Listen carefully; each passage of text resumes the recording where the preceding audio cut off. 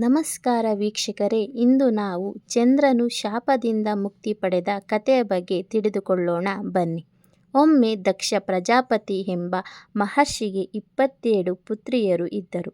ಆ 27 ಪುತ್ರಿಯರನ್ನು ಅವರು ಚಂದ್ರನಿಗೆ ವಿವಾಹ ಮಾಡಿಕೊಟ್ಟರು. ಆದರೆ ಚಂದ್ರನು ಅವರಲ್ಲಿ ರೋಹಿಣಿ ಎಂಬ ಪತ್ನಿಯನ್ನು ಮಾತ್ರ ಹೆಚ್ಚು ಪ್ರೀತಿಸುತ್ತಿದ್ದನು. ಉಳಿದ ಪತ್ನಿಯರನ್ನು ಅವನು ನಿರ್ಲಕ್ಷ್ಯ ಮಾಡುತ್ತಿದ್ದ. ಈ ವಿಷಯದಿಂದ ದುಃಖಿತರಾದ ಉಳಿದ ಪತ್ನಿಯರು ತಮ್ಮ ತಂದೆಯಾದ ದಕ್ಷ ಪ್ರಜಾಪತಿಗೆ ದೂರು ನೀಡಿದರು. ದಕ್ಷನು ಚಂದ್ರನಿಗೆ ಎಚ್ಚರಿಕೆ ನೀಡಿದರೂ ಚಂದ್ರನು ತನ್ನ ವರ್ತನೆಯನ್ನು ಬದಲಾಯಿಸಲಿಲ್ಲ. ಇದರಿಂದ ಕೋಪಗೊಂಡ ದಕ್ಷ ಪ್ರಜಾಪತಿಗೆ ಚಂದ್ರನಿಗೆ ಪ್ರತಿದಿನ ಕ್ಷಯವಾಗುತ್ತಾ ನಶಿಸಿ ಹೋಗು ಎಂದು ಶಾಪ ನೀಡಿದನು. ಶಾಪದ ಪರಿಣಾಮವಾಗಿ ಚಂದ್ರನು ದಿನೇ ದಿನೇ ಕ್ಷೀಣಿಸುತ್ತಾ ಹೋದನು.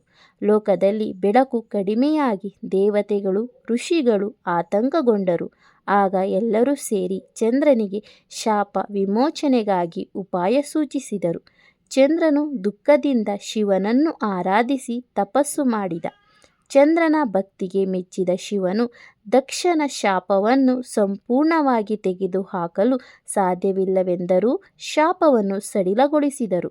ಅದರಂತೆ ಚಂದ್ರನು ಕ್ಷೀಣಿಸಿ ಮತ್ತೆ ವೃದ್ಧಿಯಾಗುವಂತೆ ವರವನ್ನು ಪಡೆದರು.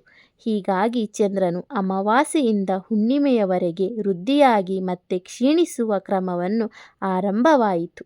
ಈ ರೀತಿ ಚಂದ್ರನು ಶಾಪದಿಂದ ಮುಕ್ತಿಯನ್ನು ಪಡೆದು ಲೋಕಕ್ಕೆ ಬೆಳಕು ನೀಡತೊಡಗಿದರು.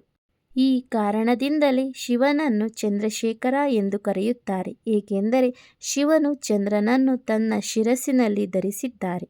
ಧನ್ಯವಾದಗಳು.